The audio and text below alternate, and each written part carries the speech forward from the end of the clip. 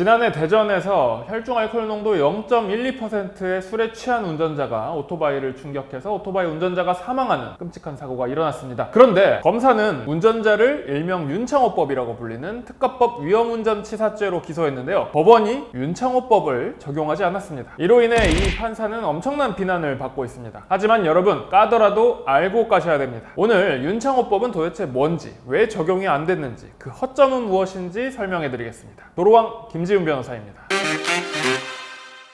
세상에 윤창호법이라는 법 이름은 없습니다. 윤창호법은 뭐냐면 2018년에 고 윤창호 씨의 음주운전 사망사고를 계기로 음주운전 처벌을 강화하기 위해 관련 법 조항들이 일부 개정되었는데요. 이 개정된 조항들을 가리켜서 별칭으로 윤창호법이라고 이름 붙였습니다. 첫 번째, 음주운전 단속 기준이 강화되었습니다. 과거에는 혈중 알코올 농도 0.05% 이상이 되어야 음주운전으로 인정이 됐는데 이제는 0.03% 이상으로 기준이 강화됐고 재범자에 대한 처벌 기준도 엄격해지고 면허 취소 후 재취득 결격 기간에 대한 정비도 이루어졌습니다. 하지만 일반적으로 사람들이 생각하는 윤창호법은 이게 아니고요. 두 번째로 특정 범죄 가중 처벌에 관한 법률 위험운전치사상죄의 형량을 높였습니다. 음주나 약물에 취해 정상적인 운행이 곤란한 상태에서 교통사고를 내고 사람이 다치거나 사망에 이르면 최대 무기징역까지 처벌할 수 있도록 개정되었습니다. 문제는 이 위험운전치사상죄입니다. 즉, 술 마시고 운전해서 사람이 다치거나 사망한다고 무조건 위험운전치사상죄가 되는 것이 아니고 운전자가 정상 운전이 곤란한 상태가 되어야 한다는 것입니다. 그런데 그 기준이 애매합니다. 따라서 술은 마셨는데 상태가 꽤 멀쩡해 보이는 사람들은 윤창호법 적용을 받지 않게 되는 것입니다. 실무상 음주운전 교통사고를 낸 사람의 경찰 조사를 가보면요, 경찰관들이 딱 조사를 했을 때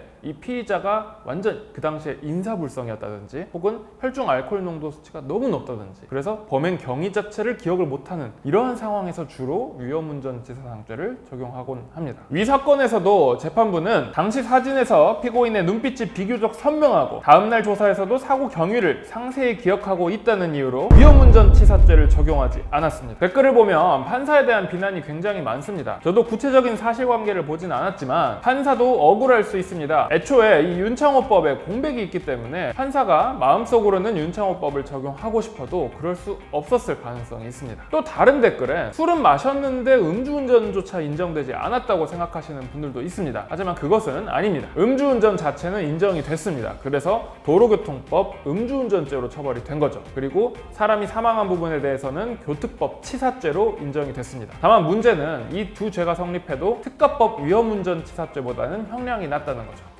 여기서 윤창호법의 문제점이 드러납니다. 술에 취해 정상적인 운행이 곤란한 경우, 이 경우의 기준이 명확하지 않기 때문에 법관은 보수적으로 판단할 수밖에 없습니다. 즉, 이 기사를 보고 판사를 비난하는 국민청원을 올리는 것보다는 국회, 즉 입법부에게 법 개정을 촉구하는 국민청원을 올리는 것이 현실적으로 맞는 방향이라고 생각합니다. 음주운전 치사상죄, 이런 죄명을 만들어서 음주운전으로 교통사고를 낸 사람은 실제로 얼마나 술에 취해 보였는지와 관계없이 무조건 가중처벌하면 어떨까요? 네, 여러분, 오늘 영상 유익하셨나요? 하지만 이 영상만으로는 2% 부족합니다. 이 영상 그리고 이 영상까지 확인하셔야 진정한 도로왕이 되실 수 있습니다. 지금 바로 확인해주세요. 지금까지 도로왕 김지훈 변호사였습니다.